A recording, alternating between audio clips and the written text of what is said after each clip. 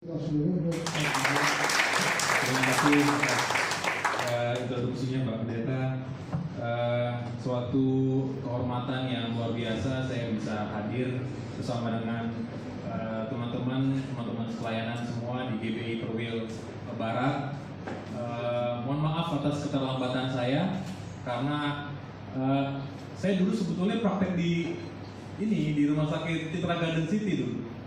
Waktu saya awal-awal lulus, saya di situ, tapi ternyata kalau saya rawat pasien dari jarak dari rumah ke saat kesini cukup jauh juga ya, lama-lama saya 2 tahun atau 3 tahun ya. Jadi saya rasa terus ya saya nggak ke situ lagi sekarang.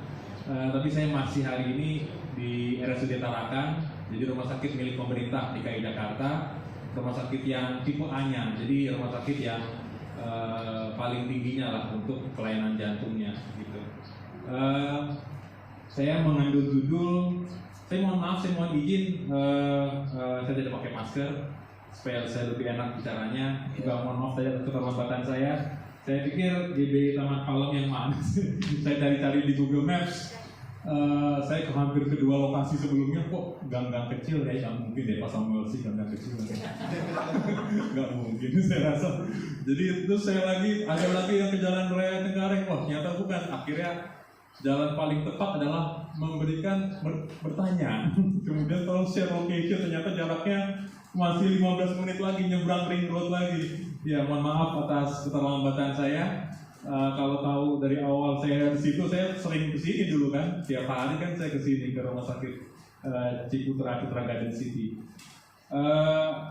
Mungkin saya akan mengambil judul, saya akan mengambil suatu topik yang sebenarnya cukup luas sebetulnya, tapi kita akan karena seminar jantung atau sharing jantung ini, saya akan usahakan supaya lebih membumi aja gitu. Supaya apa sih yang bisa dibawa sama Bapak Ibu sekalian, saudara-saudara terkasih, supaya sedikit ada 1-2 poin yang bisa dibawa gitu. Kita mungkin kalau kita bicara kering, bypass, ya jangan sampai ke sana kalau bisa gitu. Kita bisa, kalau mungkin di sini ada juga yang sudah pernah melakukannya, puji Tuhan, oke. Berarti penanganannya baik. Jadi, tapi juga saya mau bicara bagaimana sebelum ke sana gitu. Dan bagaimana kalau juga sudah di sana gitu. Jadi dunia belum berakhir. Jadi jantung kita menjaga jantung kita. Saya mengambil judul Guiding Our Hearts. Jadi mungkin slide berikutnya. Kalau saya ada slide, saya bisa lihat dari sini. Ya. Saya ini sempat sedikit. Saya umur 40 tahun. Dari lahir sampai kuliah saya di SMA Negeri 8, kemudian ambil kedokterannya di Pajajaran, spesialis jantung di UI. Tapi saat ini saya tidak praktek Bapak Ibu, karena saya sudah mengambil pendidikan subspesialis lagi di harapan kita di UI untuk mengambil konsultan aritmia. Jadi khusus menangani irama jantung. Jadi yang cepat kita kelani, yang lambat kita cepetin, yang nggak teratur kita bikin teratur gitu. Nah, jadi jantung bukan cuma masalah sekedar pembuluh darah yang perlu dipasang ring, ada juga itu departemen tukang ledeng namanya. Jadi apa-apa sempit kita buka, tapi juga ada kang listriknya di situ. Ada kang listriknya, jadi ada bagian untuk mengurusi yang kerusakan listriknya, gangguan listriknya. Saya sekarang lagi fokus di situ atas beasiswa dari pemerintah DKI Jakarta. Kemudian saat ini saya berpraktek di Rumah Sakit Tarakan Jakarta. Tahu ya lokasinya di dekat restoran sentral. Kalau restoran mungkin langsung familiar ya kalau restoran. Kemudian saya juga dekat rumah ada Rumah Sakit Columbia Asia. Jadi ayah saya juga seorang gembala. Jadi dia gembala GBI Rema, GBI Rema Hutan Kayu. Kebetulan di Perwil Timur. Jadi sejauh timur dari barat hari ini Bapak Ibu. Oke, jadi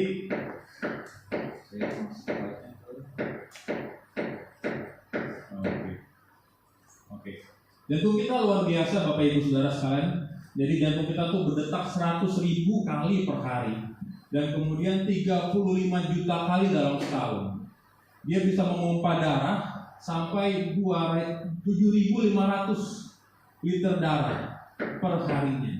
Bayangkan ya, Tuhan kasih suatu organ yang sampai hari ini kita nggak bisa gantikan. Transplantasi di Indonesia masih belum berjalan, Bapak Ibu. Kalau ada mesin yang berfungsi menggantikan mesin jantung kita, itu segede lemari, Bapak Ibu. Ada mesinnya yang sementara untuk menggantikan peran jantung kita, itu segede lemari. Belum ada yang bisa berfungsi secanggih jantung buatan Tuhan Allah kita. Kemudian dia memulai kehidupan. Jadi 4 minggu pertama dalam kehamilan, jantunglah yang memulai kehidupan dalam kehidupan janin kita. Dia juga lah yang menutup kehidupan. Kemudian dia memiliki saraf yang otonom, tidak bisa diatur. Dia akan bergerak sendiri sesuai dengan kemampuannya. Ada yang bisa suruh jantung berhenti berdetak sebentar 2 detik. Nggak ada. Nafas kita bisa berhenti bernafas. Sekuat-kuatnya orang mungkin 10 menit, 15 menit. Tapi mungkin kalau jantung nggak ada yang bisa menyuruh berhenti berdetak. Dia karena dia memiliki suatu kondisi yang otonom, tidak bisa diganggu-gugat. Semua otoritas Allah. Kemudian saya mengalami kesulitan di dalam ininya, pergerakan slide-nya. Mungkin bisa dibantu ya. Ini ukurannya sebesar 2 kepala tangan dewasa, ya. Jadi 100.000 detak per hari dan 78% darah kita adalah air. Jadi kurang lebih 60.000 miles ya kalau kita pikirkan jaraknya. Setiap pompa jantung kita tuh dia bisa menggerakkan darah tuh sejauh 60.000 miles. Luar biasa jantung kita. Jadi memang luar biasalah organ tubuh yang dibuat Tuhan ini, luar biasa. Dan gak ada duanya dia. Mata kita ada 2, ginjal kita ada 2, paru-paru kita ada 2, tapi jantung kita dia single player, Bapak Ibu sekalian. Slide. Salah satu firman Tuhan yang sudah menceritakan bahwa sudah ada kejadian memang dari awal serangan jantung itu kayak apa. Ketika Nabi Yeremia mengingatkan kerajaan Yehuda ada ancaman dari utara, dia bilang, aduh dadaku, aku menggeliat sakit, aduh dinding jantungku debar-debar. Aku tidak dapat berdiam diri, sebab aku mendengar bunyi sangkakala petik perang. Ancaman dari utara Yehuda ini kan main, sampai mengakibatkan seorang stres berat, sehingga ada 2 kondisi gejala di sini, sakit dadanya dan berdebar. Dari suatu kondisi stres yang sangat berat juga bisa mengakibatkan kondisi yang seperti ini. Sudah ada dari zaman dahulu kala, dari zaman sebelum perjanjian baru. Puji Tuhan Bapak Ibu sekalian yang terkasih bahwa orang Indonesia tambah panjang umur. Kita tambah panjang umur. Tuhan memberkati bangsa kita. Amin. Kita sekarang angka harapan hidupnya di 73 tahun Bapak Ibu. Ada yang sudah lewat 73 tahun bisa angkat tangan? Puji Tuhan.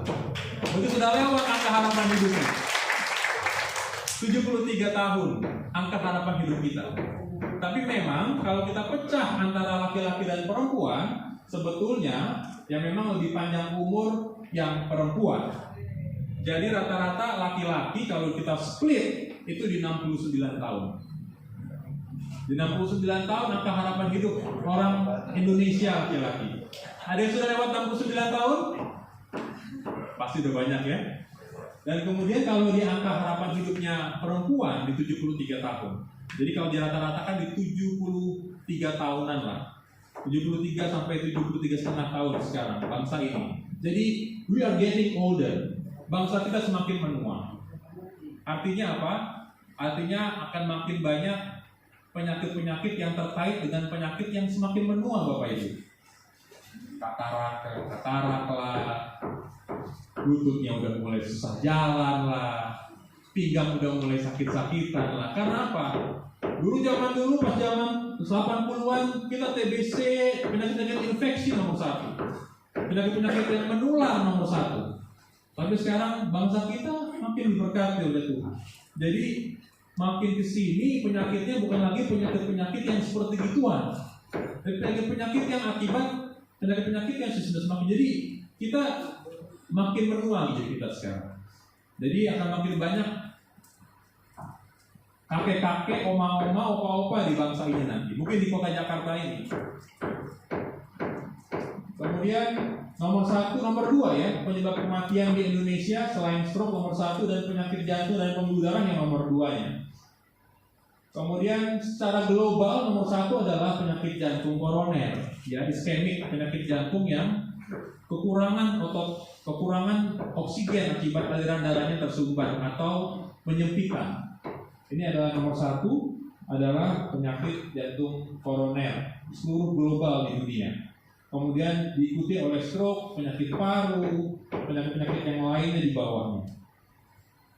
Jadi memang mau tidak mau jantung merupakan salah satu risiko yang paling tinggi yang kita hadapi, baik di global dan di Indonesia sendiri. Karena di Indonesia nomor 2 setelah stroke, dan tapi kalau di global itu risiko nomor 1. Dan di Asia Tenggara kita memang per 100.000 populasi kita memang masih yang tinggi ya.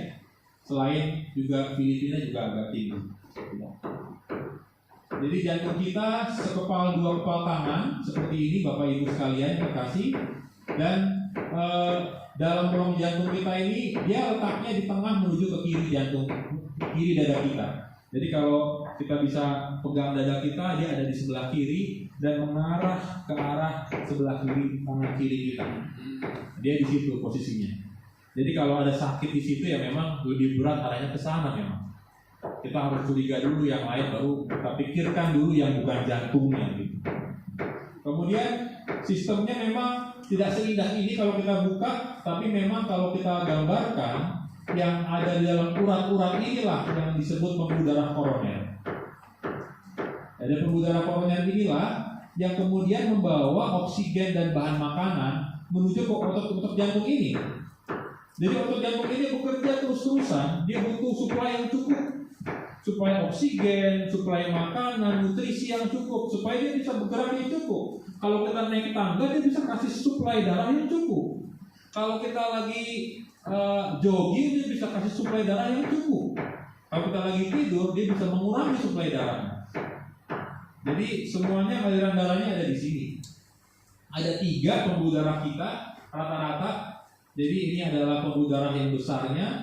Kemudian selama dia berdetak kita punya 3 pembuluh darah. Yang kiri ada 2 cabang, yang kanan ada 1. Jadi ada semua rata-rata seperti ini. Ya, mungkin ada 1-2 orang yang cuma 2 uratnya. Ada 1-2 orang yang mungkin cabang kirinya nggak bercabang 2. Ini ada bercabang 2 ini, kiri yang depan sama kiri yang belakang. Cuma 1 mungkin, oke, nggak apa-apa. Dia bisa berfungsi dengan baik juga. Ya, seperti halnya ada hidung mancung, ada hidung pesek, ada bibir tipis, ada bibir ada tebal, variasi aja sebetulnya. Selama dia tidak mengganggu fungsi jantungnya. Kemudian, jadi kalau kita buka tadi pembuluh darahnya, dia seperti selang. Dan selang ini ada ototnya nih, ada dindingnya ini. Dindingnya ini dibagi-bagi dalam lapisan-lapisan.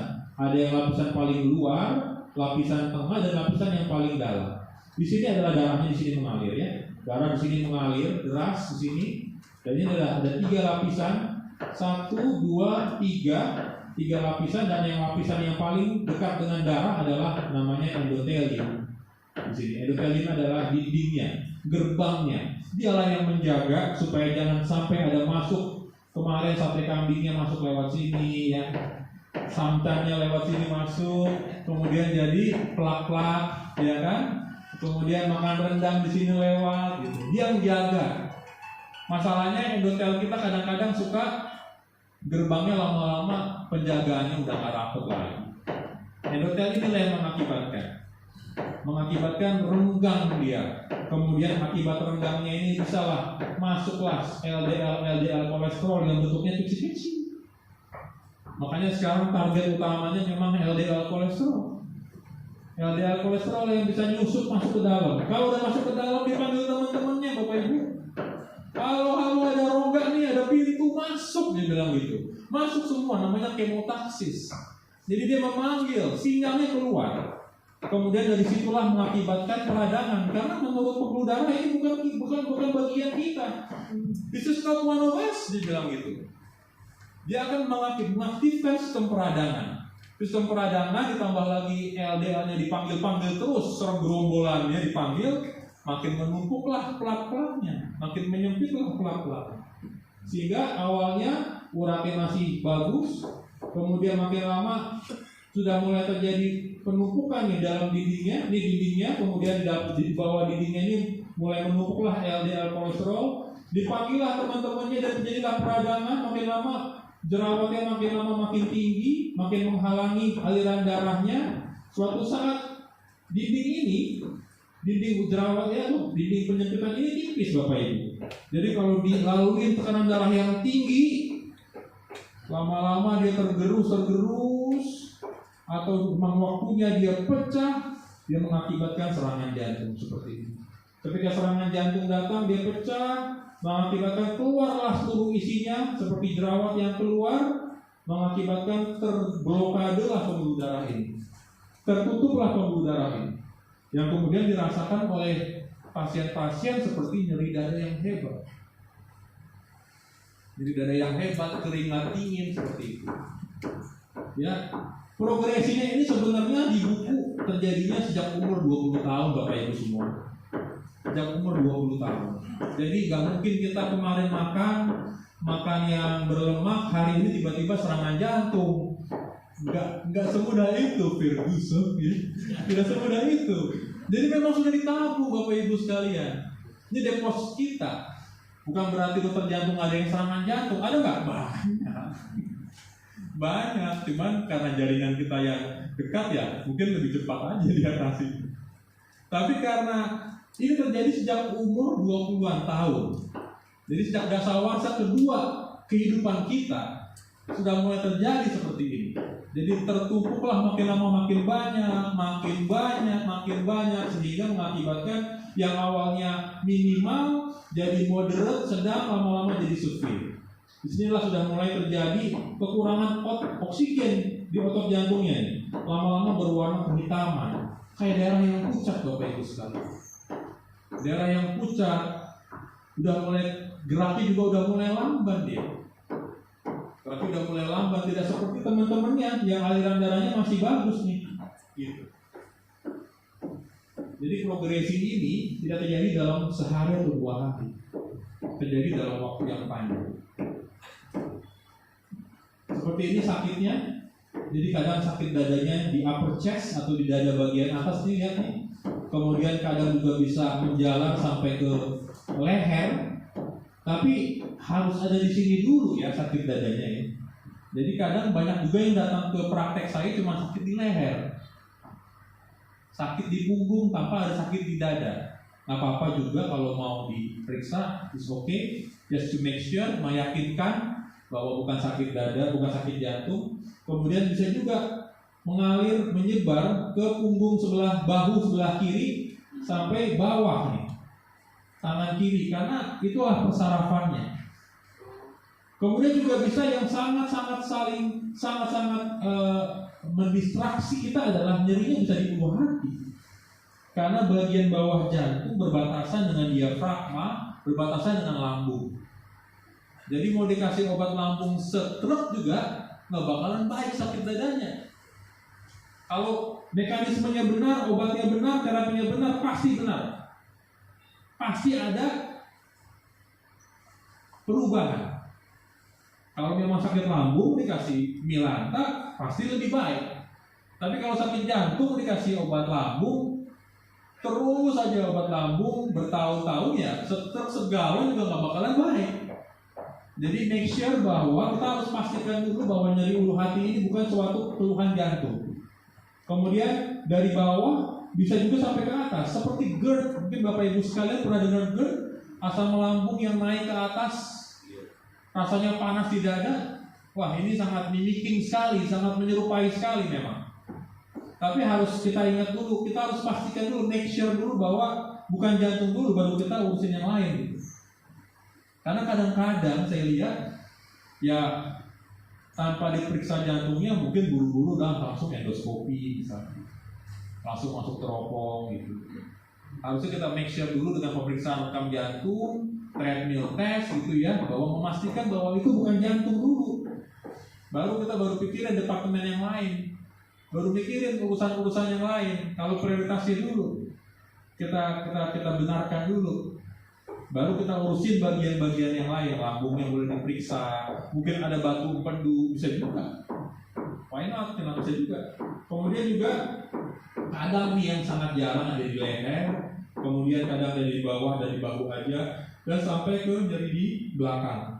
Jadi saya pernah punya pasien, nyeri dadanya sangat khas. Nyeri dadanya tidak khas sama sekali. Dia bilang, saya seperti lagi menggendong seseorang. Berat sekali di punggung saya. Seperti menggendong seseorang. Kalau dari kacamata rohani, saya kayaknya mau penting aja Bapak Ibu. Jangan-jangan ada yang lain itu saudara-saudara sekalian. Tapi ternyata bukan. Pastikan dulu baru kita tentang penting ya. Kemudian ini, jadi intraskapular antara dua tulang belikat di belakang. Jadi ini tandanya tadi. Jadi satu hal bahwa nyeri dada di tengah sampai ke kiri supaya dengan penjalaran, dan dipicu juga oleh aktivitas berat. Kadang kita sambil marah-marah gitu ya. Kita marahin anak, mungkin saking dia nakalnya, mungkin dia sakit dada kita. Jadi salah satu ciri khas buat saya tuh. Kita lagi stres di kantor, beban deadline yang begitu banyak menekan kita, sehingga akibatnya sakit dadanya, dipicu dengan stres dan beban kerja yang berat. Atau mungkin kita lagi aktivitas yang sangat tinggi, buru-buru, aduh, sakit. Kemudian kita beristirahat, kemudian rasanya lebih enak. Nah, itu jadi sana kadang kalau misalnya berkurang istirahat juga mempengaruhi Bapak Ibu sekalian. Kemudian tidak dipengaruhi oleh perubahan posisi tubuh. Ini salah satu hal juga yang kadang banyak pasien datang karena nyeri dadanya, dia miring kiri atau miring kanan, atau misalnya tidur tengkurap seperti itu, atau dia sedang dalam posisi-posisi yang mengakibatkan dia nyeri dadanya. Karena jantung kita bukan merupakan bagian gerak Bapak Ibu. Dia bukan merupakan bagian dari otot gerak dada. Dia bergerak sendiri dan dilindungi benar dalam rongga dada tubuh kita. Bukan di depan, bukan di belakang. Tuhan bikin betul di dalam rongga mediastinum. Jadi kalau kita ditabrak gojek dikit, nggak langsung kita kena jantung, Bapak Ibu. Tabrak baja dikit, senggol baja dikit, nggak langsung kena jantung. Diproteksi, dilindungi organ ini. Depan, belakang, kanan, kiri. Kemudian tidak berubah dengan ditekan-tekan. Kadang saya tekan dadanya, sakit nggak, Bu? Sakit. Bukan. Lebih tidak, lebih kemungkinannya lebih kecil. Jadi kalau ditekan, mungkin dia ototnya. Jadi banyak juga orang kita yang dulu pernah penyakit TBC paru, yang dulu pernah riwayat obat paru 6 bulan, 3 bulan, 9 bulan. Kemudian kadang dia merasa nyeri kalau sakit tarik nafas. Itu adalah bagian dari bagian dari perubahan paru akibat penyakit TB yang lama. Jadi tidak dipengaruhi oleh gerak dada, dan dipengaruhi juga oleh tarik nafas. Kalau tarik nafas sakit dong. Kalau buang nafas enggak. Itu kemungkinannya lebih kecil. Ya, jadi ada posisi-posisi yang tadi. Ya, jadi kalau serangan jantung beda lagi. Jadi kalau tadi belum pecah jerawatnya atau penyempitannya, itu mungkin gejalanya seperti tadi. Tapi kalau udah serangan jantung, nyeri dadanya saat istirahat. Jadi salah satu karunia yang Tuhan kasih adalah irama sirkadian Bapak Ibu sekalian. Jadi ada namanya stres hormon, namanya kortisol.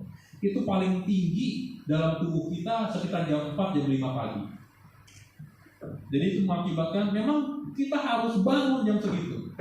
Memang tubuh kita memang untuk didesain untuk bangun jam segitu. Karena stres hormon kita tinggi, disiapkan oleh Tuhan supaya kita siap untuk bekerja, siap untuk berdoa terlebih dahulu memuji Tuhan sebelum kita berangkat kerja. Jadi jam 5 pagi itu memang stres hormon kita lagi naik, kortisol.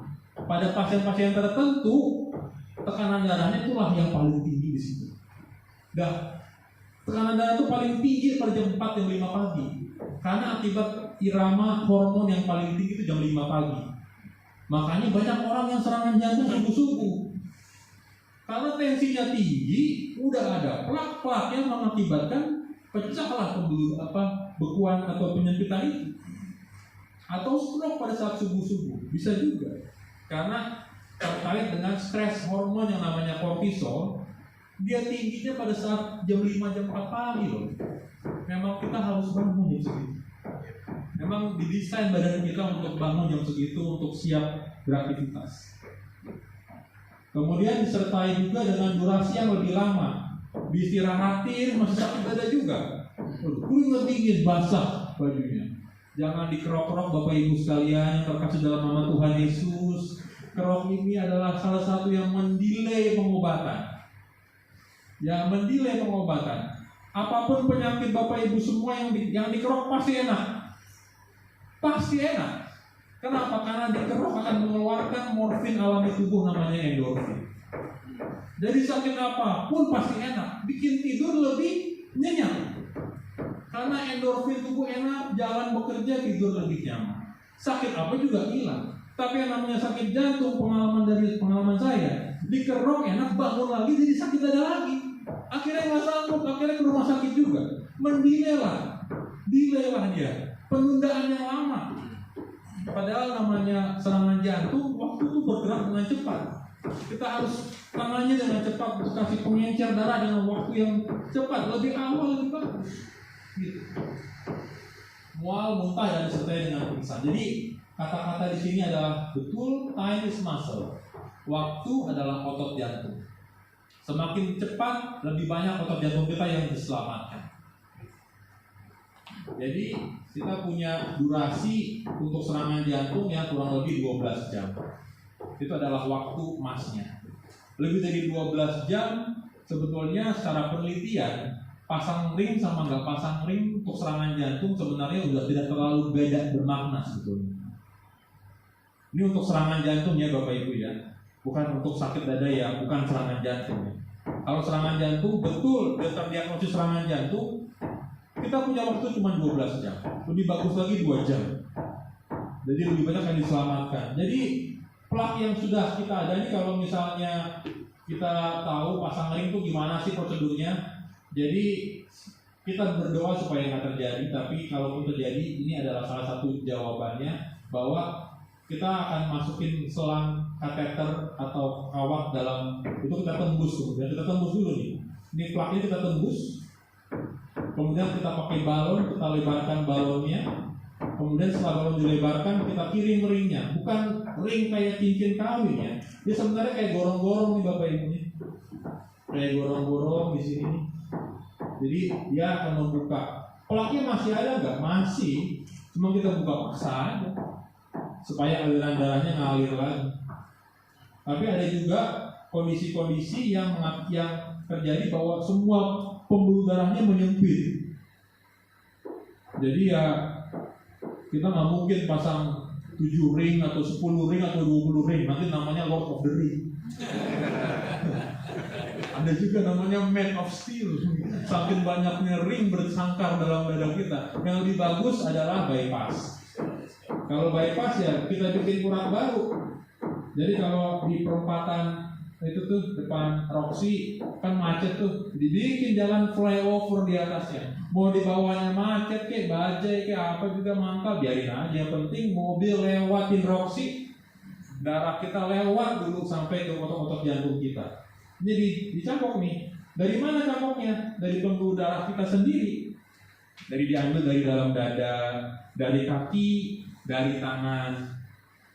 Ya. Di operasi bypass Bapak Ibu sekalian. Ada penelitiannya. Dibandingkanlah orang yang pasang 10 ring misalnya dengan orang yang bypass. Ya, memang kalau kayak gitu memang pro kontra antara dokter jantung sama dokter bedah jantung. Tapi penelitiannya memang lebih pro ke arah bypass untuk kebaikannya. Jadi kalau ada yang 10 ring atau misalnya disarankan 8 ring, kalau juga ada pilihan bypass, ya memang sekarang menurut saya yang terbaik sih. Saya lebih pro ke bypass daripada ke arah multiple ring yang banyak. Ini Ini faktor risikonya, tapi ini kan semua udah pada tahu ya, bahwa makin usia makin banyak, laki-laki lebih banyak, kemudian kolesterol. Saya mau bicara yang membumi aja deh. Yang membumi aja kita bicaranya, yaitu hari ini bahwa penyakit jantung sudah semakin muda. Yang di IGD RSUD Tarakan sekarang udah kelahiran tahun 70-an semua Bapak Ibu yang serangan jantung. Jadi udah semakin muda, udah sekitar usia 40-an, 50-an, 40-an tahun, maka sekarang 1 dari 5 orang penyakit jantung hari ini berumur 40 tahun. Jadi salah satu kebiasaan hidup kita ini adalah kebiasaan hidup juga. Saya mau faktor yaitu kita kurang aktivitas fisik Bapak Ibu sekalian. Istilah sekarang tuh malas gerak, mager, kemudian asupan kalori yang tidak seimbang. Kalau setiap pasien saya tanya makannya bagus nggak, makannya saya nggak makan apa-apa dong, tapi ngemilnya Bapak Ibu sekalian, ampun. Kemudian kita inferior terhadap stres. Ini juga pasti sangat terkait juga dengan pelayanan kita semua ya, bahwa ini adalah tugas kita juga, tugas kita bersama, bahwa kita harus bisa menang atas stres. Kemudian kebiasaan merokok yang sekarang semakin menggila menurut saya. Ini adalah penelitian yang paling saya suka mengenai mager. Jadi ada penelitian, ini penelitian lama sekali sebenarnya tahun 50-60-an, ditelitilah supir bus dan kondektur di double decker di London. Ditelitilah sama orang-orang kesehatan. Jadi ada supir bus diadu sama kondektur. Karena dulu kan masih zaman dulu di London, masih ada orang kondektur yang naik nih bis double decker, naik atas turun, ngikutin karcis, bayarin karcis. Kemudian diperiksa, kernet betul. Kemudian diperiksa beberapa tahun kemudian, makin lebih banyak mana yang serangan jantung di sini. Ternyata lebih banyak jauh yang serangan jantung adalah supir daripada kondekturnya. Kemudian lebih panjang umur yang mana? Lebih banyak umur yang kondektur. Lebih cepat meninggal yang supir. Kenapa? Karena yang supir naik turun depan belakang, yang kondektur, tapi yang supir duduk diam di depan setir. Saya suka banget penelitian ini, karena penelitian yang kecil dan sederhana, ternyata ini bermanfaat banget loh. Kemudian sekarang kita udah kurang aktivitas fisik, jadi prevalensi nasionalnya 48%. Bahkan anak-anak kita Bapak Ibu sekalian, ngerasa ya, cucu-cucu kita, anak-anak kita sekarang kerjaannya depan handphone, depan iPad. Zaman saya masih main galasin Bapak Ibu, masih main tak benteng, masih main kerjaan. Itu sebenarnya suatu hal yang sepele ya, tapi ternyata saya ngerasa penting ternyata. Karena anak-anak sekarang sekolah pun aja zaman pandemi depan laptop, depan tablet. Jadi kemudian diikuti umur 75 tahun. Jadi yang paling mager ternyata umur yang di atas 10 tahun, kemudian diikuti oleh umur lansia. Dan kemudian perempuan lebih banyak mager daripada laki-laki, perkotaan lebih banyak magernya, dan kemudian kalau dia dari pendidikan ternyata orang yang pendidikan tinggi lebih banyak magernya. Orang yang high education, pendidikan S1 malah lebih banyak magernya daripada orang yang pendidikan SD atau SMP. Nah, kemudian ada orang-orang yang juga berkata sama saya, tapi dok, saya kan di rumah ngepel, saya di rumah angkat jemuran ke atas, saya nyapu, masa itu nggak dihitung gerakan fisik? Dia bilang gitu. Ternyata ada penelitian ini, ada orang iseng dari Copenhagen Bapak Ibu sekalian, meneliti orang yang gerak pada saat dia mengosongkan waktunya. Jadi dia mengosongkan waktunya nih, khusus untuk berolahraga, sama dibandingkan orang yang banyak bekerja saat dia bekerja. Jadi banyak naik tangga. Kemudian seperti tadi saya katakan, ada orang yang ngepel, ibu rumah tangga, atau mungkin ART dia nyapu atau segala macam. Ternyata lebih bermanfaat yang kita mengosongkan waktu khusus untuk berolahraga. Lihat nih, 15% mengurangi risiko serangan jantung dan 40% mengurangi kematian. Tapi kalau orang yang bekerja pada saat dia lagi di kantor, malah dia meningkatkan risiko serangan jantung. 35% dan 27% meningkatkan risiko kematian. Saya banyak tuh dengar kayak gitu. Tapi kan dok, saya kan naik tangga loh. Saya di kantor, saya kerja aktivitas fisik loh. Ternyata kalau ada penelitiannya, saya keluarkan penelitian ini. Memang kita harus memberikan waktu khusus untuk berolahraga. Penelitiannya sangat simpel, ternyata ada orang iseng yang mengerjakan penelitian ini. Dan kemudian banyak juga yang datang ke tempat praktek kita semua dokter jantung, nggak ada keluhan sakit dada, Bapak Ibu, nggak ada keluhan berdebar, cuman cepet capek. Kenapa? Karena memang tidak ada aktivitas yang rutin yang dikerjakan. Ini kenapa? Ini makanya kalau nggak ada efek dari detraining itu berarti kita sudah tidak beraktivitas fisik lagi. Makin lama pompa jantungnya atau curah darah jantungnya berkurang. Setelah seminggu menurun, setelah 2 minggu makin turun, 56 hari makin turun lagi, sampai akhirnya disinilah curah jantungnya nggak ngikut sama kemauan majikannya. Majikannya mau naik tangga supaya kuat, capek. Kenapa capek? Ya karena tidak ada aktivitas fisik yang melatih jantung Bapak Ibu sekalian. Efek dari detraining. Makanya Lionel Messi sekalipun kalau cedera lama, harganya jatuh Bapak Ibu sekalian. Karena untuk mengembalikan ke performa dia di awal, itu butuh waktu yang panjang. Butuh latihan yang lebih lama, porsi yang lebih lama. Karena dia seorang mega bintang, harganya mahal banget. Kemudian juga mengurangi daripada semuanya turun nih. Jadi asupan oksigen juga turun, semuanya turun. Jadi menjelaskan kalau kita makin lama makin mager Bapak Ibu sekalian, kita nggak luangkan waktu untuk aktivitas fisik yang baik, akibatnya kita makin lama makin letih. Kemudian kita tambah gemuk Bapak Ibu sekalian. Tambah gemuk kita Bapak Ibu sekalian, ya berat bawaan kita tambah berat, kita nggak ada aktivitas, akibatnya tambah capek. Hanya sesimpel kita bisa meluangkan waktu untuk aktivitas fisik. Bukan kita naik turun tangga, tapi kita memberikan waktu khusus. Cukup setengah jam sampai 45 menit, kalau bisa bertahap sampai sejam. Nggak perlu setiap hari dalam seminggu. Cukup 3 kali dalam seminggu dalam waktu pemulainya. Awalnya berat, memang berat.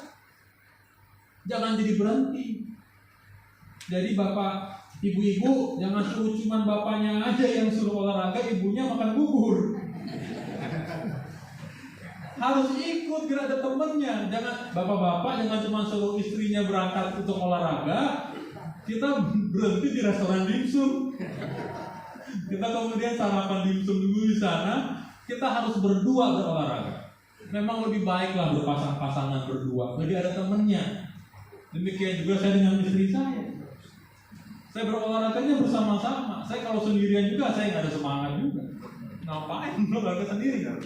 Atau mungkin cari teman yang segrup, yang bisa saling mendukung dan membangun.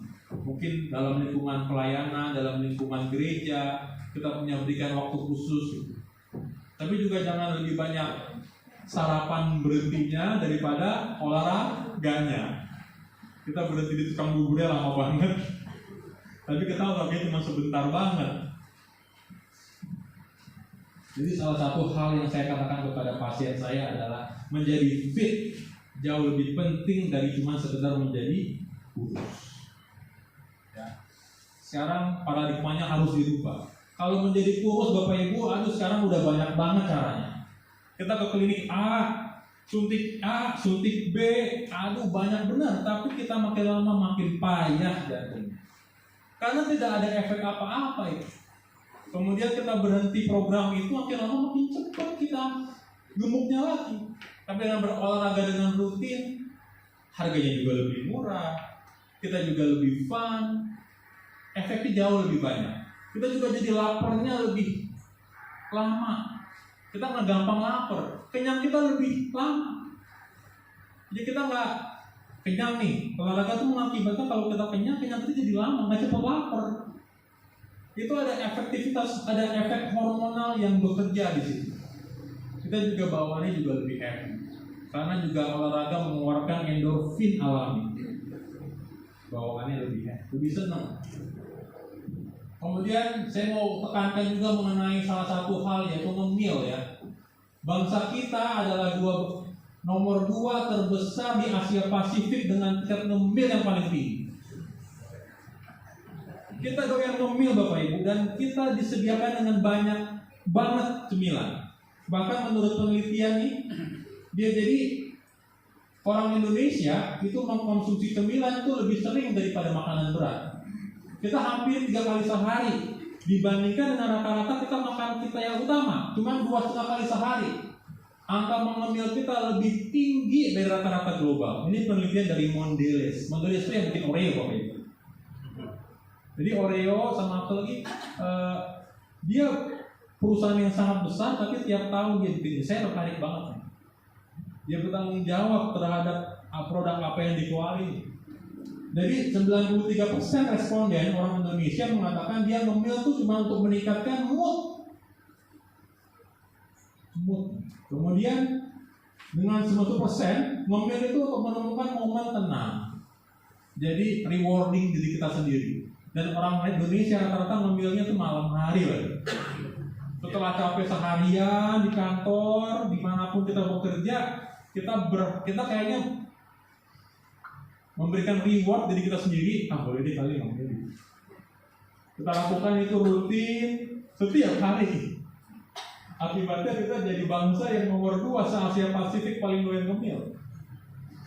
Dan yang lebih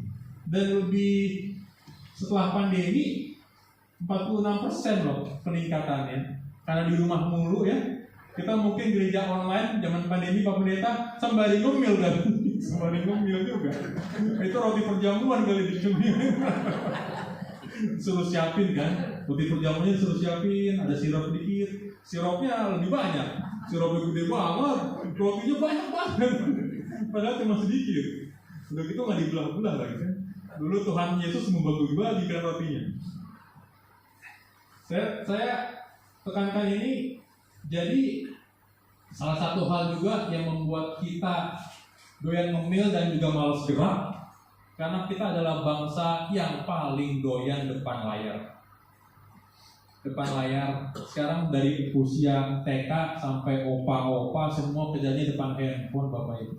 Jempol begini terus. Ini udah gak pernah menurut karena saking mudahnya dikerjakan. Dan 5,7 jam kita seharian. Sehari kita hampir 6 jam depan handphone, depan komputer. Mengerikan. Kalau kita lihat 5,7 jam, kita di atas semua bangsa loh. Lihat nih, Brazil, Singapura, Korea, Meksiko, dan lain-lain. Indonesia adalah negara yang paling betah screen time. Mengakibatkan apa? Kita jadi malas gerak, kita jadi doyan ngemil. Jadi salah satu hal juga saya selalu nih upayakan, Bapak Ibu sekalian, saya masih hari ini masih langganan koran Kompas. Bapak Ibu sekalian. Saya suruh ayah saya juga, Pak, saya langganin ya koran Kompas. Saya suruh juga mertua saya langganin ya. Mereka pada nggak mau juga. Saya lebih nikmat loh pakai koran Kompas. Atau saya sorenya kadang-kadang beli koran. Senang saya baca begitu. Karena kalau pakai handphone nggak ada limitnya tuh. Semua bisa dibaca. Dan ternyata informasi-informasi yang seperti tadi ini kita nggak dapetin ini. Misalnya di berita online. Saya dapatkannya di koran terbitan yang biasa. Saya baca pun. Kemudian saya cari informasinya, benar juga. Indonesia adalah bangsa yang paling banyak screen time. Jadi kalau bisa kita mulai sadar ini bahwa pengeluaran kita terhadap data dan pulsa banyak kesini sekarang. Kita ngobrolin banyak hal di grup WhatsApp. Aduh, entah berapa grup WhatsApp kita Bapak Ibu.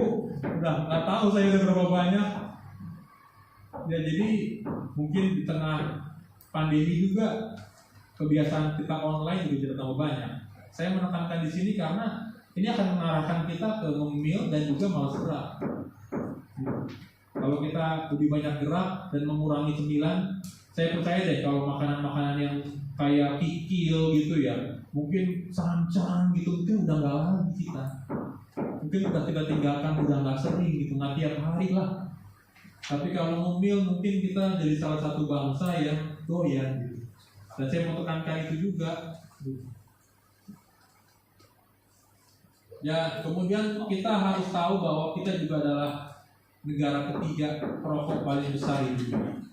Dan kemudian ditekankan juga bahwa kita adalah bangsa nomor 1 perokok paling muda di dunia, saudara-saudara.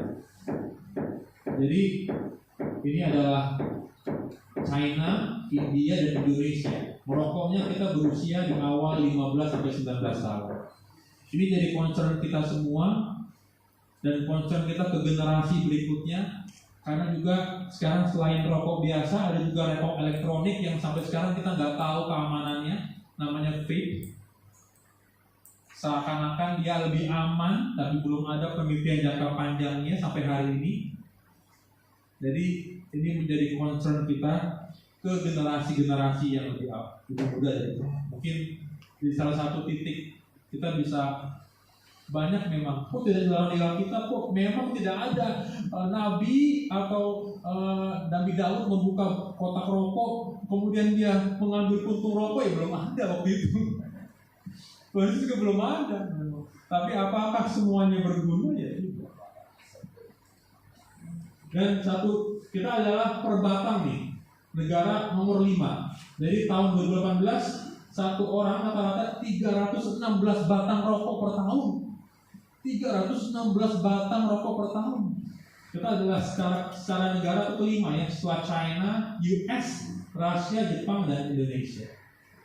316 batang per tahun, Bapak Ibu. Ya, ini agak surprising. Kita negara kelima secara jumlah per batang. Berdamai dengan stres. Amsal 4 ayat 23. Karena bahasa Arabiknya jantung adalah qalb atau kalbu. Jantung bahasa Inggrisnya heart. Ya, kita tidak membedakan heart dengan hati. Hati itu adalah liver ya kalau bahasa medisnya. Tapi kalau diinggriskan, jantung adalah heart. Jadi jagalah hati dengan segala kewaspadaan, karena dari sana terpancar kehidupan. Amsal 4 ayat 23. Ya, berdamai dengan stres. Jadi dia adalah artinya adalah suatu sumber perasaan batin hati yang murni. Jadi jaga jantung kita, lebih banyak bergerak meskipun di masa pandemi tidak berarti dapat olahraga rutin. Mertua saya yang perempuan, Bapak Ibu sekalian, dia buka YouTube, Bapak Ibu sekalian. Buka YouTube, ada situ semua senam. Senam 30 menit, senam 45 menit. Dia tinggal ngikutin, dia tembak dari handphonenya ke TV-nya, kemudian dia ikutin gerakannya. As simple as that. Nggak perlu kita beli alat treadmill. Siapa yang di rumah punya alat treadmill tapi tidak pernah dipakai? Banyak, pasti banyak. Semangat belinya aja pertama. Siapa yang punya sepeda statis tapi tidak pernah dipakai? Banyak pasti. Semangat belinya pertama aja tapi tidak pernah dipakai. Tinggal buka YouTube, ada banyak senam-senam di situ. Mau senam apa? Kardio, endurance, senam resistance untuk membuka otot misalnya ada semua. Tinggal dicari aja keywordnya. Senam aerobik 30 menit. YouTube banyak. Kita tinggal ganti kaos kita, pakai kaos kaki atau pakai sepatu yang lebih nyaman, kita ikutin gerakannya. Itu yang dilakukan sama mertua saya.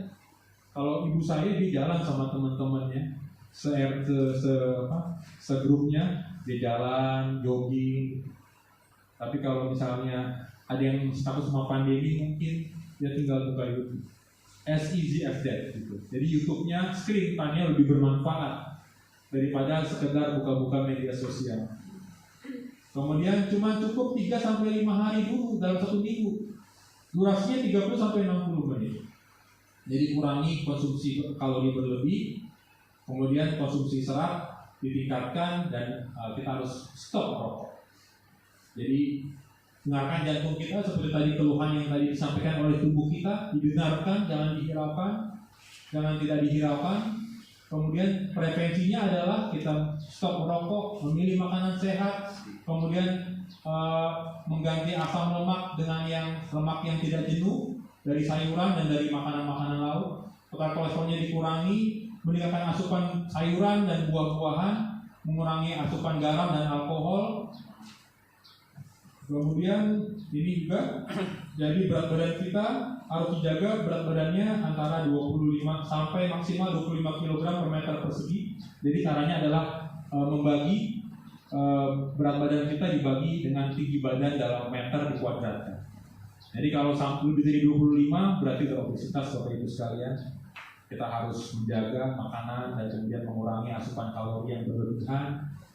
Kemudian menjaga tekanan darah juga sangat penting. Tadi saya katakan tekanan darah 140/90 targetnya. Kalau ada pasien dengan diabetes, pasien dengan riwayat stroke sebelumnya harus di bawah 130/80.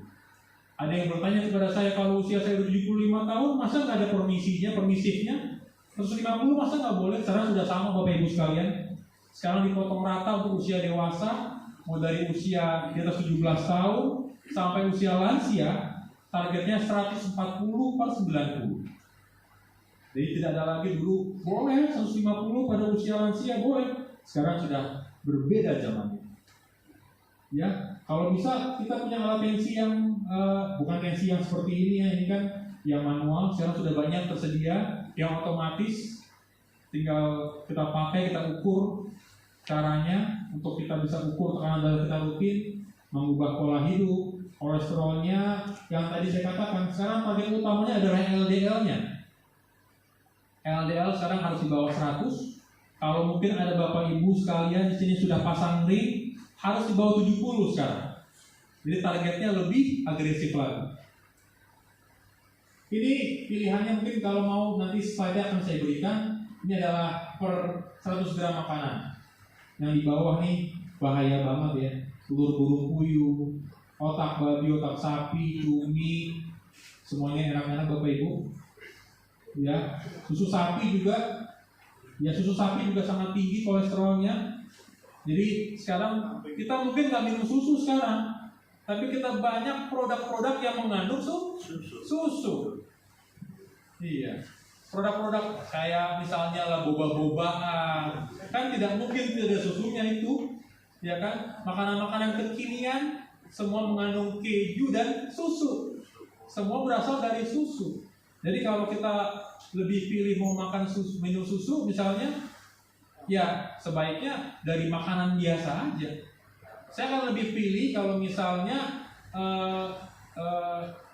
susu itu kalau misalnya Bapak Ibu sekalian lagi nggak mau makan, misalnya ada pasien yang sudah lansia yang sulit makan, saya akan gantikan dengan susu. Tapi bukan berarti susu tambah dengan makanan. Menurut saya kalau bisa makan, makan aja. Saya minum susu ini dok, buat apa saya tanya? Kalau bisa makan, makan aja. Olahraga aja yang biasa daripada tambah minum susu. Oh, bukannya untuk kalsium dan lain-lain? Ya, susunya beda dong kalau untuk kalsium. Jadi ini ya, yang di bawah yang kuning yang paling bahaya. Kemudian yang kuning telur juga bahaya. Jadi kalau misalnya memang kolesterolnya tinggi, usahakan putihnya boleh, tapi kuningnya dikurangin. Ya, kuning itu juga bukan cuma kita makan kuning kan. Kuning itu juga dibikin dalam produk-produk yang lain, ya enggak? Kalau kita ke Holland Bakery, kita mau beli putih telur, banyak mereka bisa kasih putih telur karena kuningnya dipakai semua buat bikin roti, bikin kuenya. Jadi kita makan juga kuning telurnya. Jadi kalau kita, saya nggak makan gaji lemak dok, tapi kita makan makanan roti-roti yang bolu-boluan, yang perlu kuning telur. Dalamnya ada kuning telurnya juga. Kita mungkin nggak minum susu Greenfield, susu Ultra yang dari putih itu, bukan. Tapi kita minum produk yang mengandung itu. Sama aja. Kita mungkin nggak makan keju yang cheddar yang barang kita makan, enggak. Tapi kita makan makanan yang mengandung keju. Bukan berarti tidak boleh sih, tapi ini work-life balance-nya harus ada gitu. Jadi olahraganya juga ada. cemilannya dikurangin, kalau perlu ya seadanya aja, tapi makan biasanya biasa aja. Boleh sekali-kali tapi diimbangi olahraganya. Check up berkala yang rutin. Kalau perlu 6 bulan sekali di usia Bapak Ibu sekalian di atas 45 tahun. Cek LDL, kolesterol, cek tensi yang rutin. Kalau misalnya males tensi ke klinik ya tinggal beli alat tensi. Sekarang udah makin murah. Merek-merek lokal udah banyak. Yang OneMed lah, udah murah sekarang, nggak sampai 400.000 sekarang. Cuman cara pakainya aja kita kasih diajarin sama orang yang di apoteknya atau di tempat jualannya, mereka pasti ngerti. Kita tensi rutin, sehari mungkin pagi kita tensi sekali, malam. Kalau udah rutin tensi tinggi terus, jangan diabaikan. Harus sudah mulai, diterima aja Bapak Ibu. Memang badan kita tidak dibuat selama-lamanya. Badan kita nanti dibuat selama-lamanya nanti di surga yang kekal bersama Allah Bapa kita di surga. Itu tubuh keabadian, tapi tubuh kita memang ada batasnya. Karena banyak Bapak Ibu yang saya bilang, Pak harus minum obat ya, denialnya tinggi banget. Wah nggak bisa nih, saya nggak terima nih, saya nggak bisa. Udah terima aja Pak, ikhlasin aja. Ikhlasin aja, saya bilang memang badan Bapak, badan saya sekalipun, saya seorang dokter jantung, kita tahu badan kita ini fana, tidak dibuat untuk selama-lamanya. 70 tahun paling lama, 75 tahun yang isinya lebih daripada kesesakan dan kesusahan. Sekarang kita udah 73 tahun umur kita harapan hidup. Ya, jadi ini susu sapi kalau bisa yang non-fat kalau mau susu sapi. Tadi memang rasanya tidak enak. Saya pernah nyobain, saya nggak usah. Kadang-kadang sekarang kopi di mana-mana kan, kopi-kopi kekinian tuh anak-anak zaman sekarang sana sini kopi. Ya. Latte itu isinya kopi ada susunya. Jadi susu juga. Nah kemudian gula darah puasa kita 100-125. Kalau bisa Bapak Ibu jangan tes yang gula darah setelah makan, tapi cobalah pakai tes toleransi glukosa oral. Jadi kadang-kadang pasien saya ada yang puasa 10 jam, diperiksa puasa, kemudian suruh makan biasa, ada yang makannya dikit-dikit. Jadi gula darah setelah puasanya bagus. Tapi ada orang yang saking laparnya, dia makan banyak, gula darah setelah makannya tinggi banget. Nah sekarang diseragamkan dengan cara kita periksa aja namanya OGTT namanya. Kalau bahasa Inggrisnya ya, tes toleransi glukosa oral, TTGO. Bilang aja sama orang labnya dekat rumah Bapak Ibu sekalian, saya mau TTGO dong. TTGO itu dalamnya gula darah puasanya ada. Setelah itu akan dikasih 75 gram gula donat dicampur dalam 200 cc air putih. Bapak Ibu sekalian suruh minum. Jadi seluruh dunia sama minumnya. Itu kental, ya agak nggak enak, agak mual. Setelah itu 2 jam periksa. Seragam jadi semuanya. Semua penduduk di dunia minumnya seperti itu. 75 gram gula donat antibles dicampur dalam 200 cc air putih, dicampur, diminum dalam 15 menit. Ini sering nih pada ibu hamil bisa begini. Tapi sekarang sudah mulai harus dirutinkan pada kita nih. Jadi jangan cuma gula darah 2 jam. Kalau bisa kita pakai yang tes toleransi glukosa oral. Harganya hampir sama. Karena gula donat kayak yang ada harganya, kita murah. Hanya ini targetnya di bawah 200. Kalau udah di atas 200 harus sudah mulai periksa. Kemudian ada juga rata-rata gula darah yang namanya HbA1c. Jadi gula darah itu juga bisa mengakibatkan endotel jadi renggang Bapak Ibu. Endotel tuh gerbang penjaga kita tuh renggang sehingga bisa masuk tuh LDL-nya. Kalau HbA1c 5,7 sampai 6,4. Ya kita harus juga screening sekitar keluarga kita apakah yang ada mati mendadak. Ya, karena bakat itu bisa diwariskan. Bukan yang usia 70 tahun ya, itu memang natural ya. Tapi kalau misalnya di bawah 40, misalnya di bawah 45 tahun, kita harus periksakan kita lebih rutin lagi. Ini adalah kalau ada sekitar kita yang kemudian mengalami serangan jantung sampai dia terjatuh, caranya seperti ini Bapak Ibu sekalian, kita kepok-kepok, panggil namanya, panggil pertolongan.